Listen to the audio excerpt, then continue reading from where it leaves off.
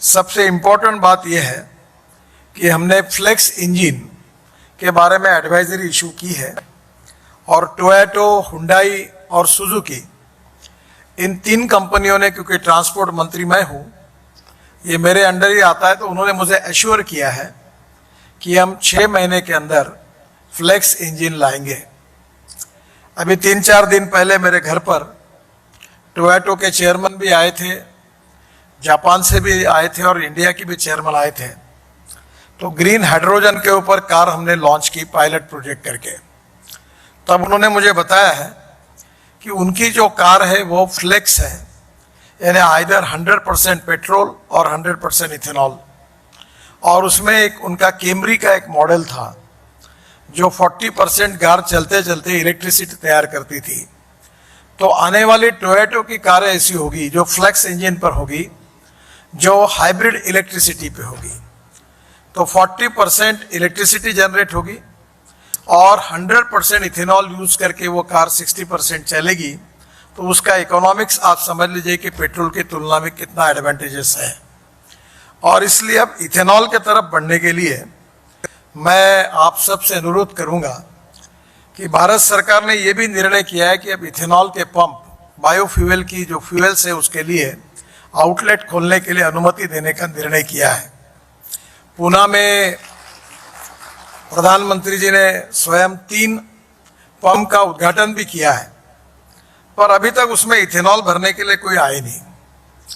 इसका कारण यह है कि अभी हमारे 2 व्हीलर सेक्शन में विशेष रूप से बजाज ने उनकी मोटरसाइकिल फ्लेक्स इंजन पे तैयार की है, टीवीएस ने भी तैयार की है और दोनों की मोटरसाइकिल लॉन्च करने का सौभाग्य मुझे मिला है। अब हीरो ने भी तैयार की है, उस दिन मेरे घर पर आए थे, उन्होंने भी तैयार की है। तो स्कूटर्स जो है, स्कूटर और मोटरसाइकिल, ये फ्लेक्स इंजन पर अवेलेबल है।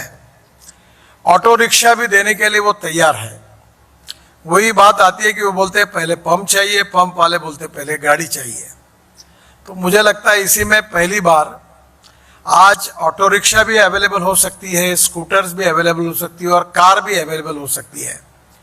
तो मेरा सबसे पहले अनुरोध शुगर फैक्ट्रीज वाले जो है, जिनको इथेनॉल मैन्युफैक्चरिंग करते हैं, उनसे मेरा अनुरोध है कि वो अपने कारखाने पर और अपने एरिया में इथेनॉल के पंप तुरंत खोले। और इथेनॉल के पंप खोलने के बाद अगर वो स्कूटर, ऑटो रिक्शा और कार 100% इथेनॉल पर चालू होगी तो इथेनॉल का कंजम्पशन आप ही कर सकेंगे। तो एक बहुत बड़े प्रमाण में इथेनॉल पेट्रोल के अल्टरनेटिव के रूप में सेल होगा और जिसके कारण आपको काफ़ी फायदा भी होगा, पोल्यूशन भी कम होगा, हमारा इंपोर्ट भी कम होगा और गांव के लोगों को रोजगार भी निर्माण होगा। और इसलिए मेरा अनुरोध है कि शुगर फैक्ट्रीज इथेनॉल का पंप अभी शुरू करने के लिए इंटरेस्ट ले। इसके बारे में अगर कोई अड़चन आती है तो ज़रूर मुझे मिलिए, क्योंकि इसके बारे में मैं ऑलरेडी पेट्रोलियम मंत्री जी के साथ लगातार चर्चा में हूँ और इसलिए ये शुरू करने से ऑटोमोबाइल मैन्युफैक्चरर तुरंत अपने प्रोडक्ट को लॉन्च करेंगे। और एक इम्पॉर्टेंट बात है कि इथेनॉल के प्रोडक्शन के बारे में अलग अलग प्रकार की स्कीम्स है, पर जहाँ तक मेरा अनुमान ये है कि आने वाले 5 साल में जब फ्लेक्स इंजन तैयार होंगे और इथेनॉल की टोटल रिक्वायरमेंट 4000 करोड़ लीटर होगी और जब हम लोग सब ताकत लगा के केवल 465 करोड़ लीटर पर है, तो आने वाले समय में इथेनॉल लेंगे नहीं लेंगे, इस प्रकार की चर्चाएं काफ़ी बार होती है। यह प्रस्तुत है, आप में जितना दम होगा आप तैयार करिए। मुझे नहीं लगता कि इथेनॉल के लिए कोई मार्केट के लिए प्रॉब्लम होगा, इतना इथेनॉल का मार्केट अवेलेबल है। तो एक प्रकार से काफी बड़े प्रमाण पर सरकार लगातार ये कोशिश कर रही है कि इथेनॉल के अलग और कैसे उपयोग हो सकते हैं। ब्राजील ने तो इथेनॉल से बायोप्लास्टिक भी बनाया और वो बायोप्लास्टिक बायोडिग्रेडेबल है। तो मुझे लगता है कि धीरे धीरे बीच में उसकी भी ट्रायल हिंदुस्तान में हुई थी और ये पेट्रोलियम प्लास्टिक की तुलना में उसकी कीमत लगभग बराबर थी। पर अब ये पेट्रोल और इसकी जो कीमतें लगातार फ्लक्चुएट होती थी, उसके कारण ब्राजील की वो इंडस्ट्री अब फिलहाल काम नहीं कर पा रही है। मेरा आपसे अनुरोध है कि आने वाले समय में इथेनॉल में काफ़ी रिसर्च हो रहा है और अभी जो ब्राज़ील की कंपनी है एम्ब्रिल, जो छोटे जेट बनाती है, उन्होंने ऑलरेडी इसमें काफ़ी काम किया है और मैंने एक ग्रुप की मीटिंग भी ली है और हम कोशिश कर रहे हैं कि एविएशन इंडस्ट्री में भी इथेनॉल का उपयोग कैसे हो। और इसलिए स्वाभाविक रूप से बीच में स्पाइस जेट का एक प्लेन देहरादून से हमने दिल्ली लाया था और उस समय ये जो प्लेन था इसमें 50% बायोफ्यूल यूज हुई थी। तो आने वाले समय में एविएशन में आपको मालूम होगा 2 साल पहले 26 जनवरी को जो हमारे दिल्ली में फाइटर जेट उड़े थे उन सब ने 100% बायो इथेनॉल यूज किया था। और चीफ एयरफोर्स के जो चीफ है उनसे साथ और डिफेंस फोर्सेस के साथ भी लगातार मेरा कम्युनिकेशन हो रहा है और जल्दी ही एविएशन में एयरफोर्स में इथेनॉल का बड़ा खप बढ़ाने के बारे में हम लोग गंभीरता से सोच रहे हैं। मुझे लगता है कि 4 लाख टेलीकॉम मोबाइल टावर्स जो है इन टावर्स के लिए अगर हम इथेनॉल यूज करेंगे तो और ज़्यादा इसकी खपत बढ़ेगी। तो इसलिए बहुत से लोगों के मन में ये थोड़ा बहुत डाउट है जो बार बार इसका जिक्र करते उसकी चर्चा करना बंद कर दो कि इथेनॉल कौन लेगा, ज़्यादा होगा तो क्या होगा। मुझे ये जो चर्चा है ये निरर्थक है। मैं जब इलेक्ट्रिक व्हीकल की बात करता था तब लोग यही बोलते थे चार्जिंग स्टेशन नहीं है।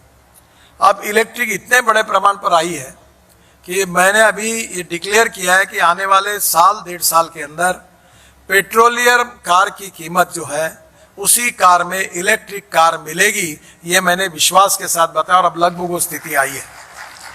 136% राइज है इलेक्ट्रिक व्हीकल में और अभी मेरा अंदाज बस में 1200% है। अभी 500 हमारे यहाँ नागपुर में 200, मुंबई में 500 बसेस, पुणे में बसेस आ रही है। अब सब जगह इलेक्ट्रिक बसेस आ रही है, लग्जरी बसेस आ रही है और इसलिए आने वाले समय में हमें किसी भी प्रकार से इंपोर्ट को कम करना होगा। और एक बात ये भी मन में आती है कि इलेक्ट्रिक आएगी तो इथेनॉल का क्या होगा। आप चिंता मत करिए, हिंदुस्तान का 2 बातों में रिकॉर्ड है, एक पॉपुलेशन बढ़ाने में और दूसरा व्हीकल नंबर बढ़ाने में। व्हीकल पॉपुलेशन और जनसंख्या दोनों बढ़ाने में हिंदुस्तान की जनता का विक्रम हर समय वर्ल्ड में पहले नंबर पर रहने वाला है। आप चिंता मत करो। और इसलिए इथेनॉल कितना भी तैयार होगा तो भी पेट्रोल व्हीकल रहने वाले, डीजल व्हीकल रहने वाले, ये सब चलने वाला है। अभी ARI ने और एक रिपोर्ट भेजी है कि डीजल में भी 15% इथेनॉल डालना, ये भी अभी इसकी भी ट्रायल शुरू है। Ethanol, methanol, biodiesel, bio CNG, bio LNG, electric, green hydrogen, ये हमारी फ्यूचर है। और हम लोग एनर्जी इंपोर्ट करने वाले नहीं, हमें एनर्जी एक्सपोर्ट करने वाला देश बनना है।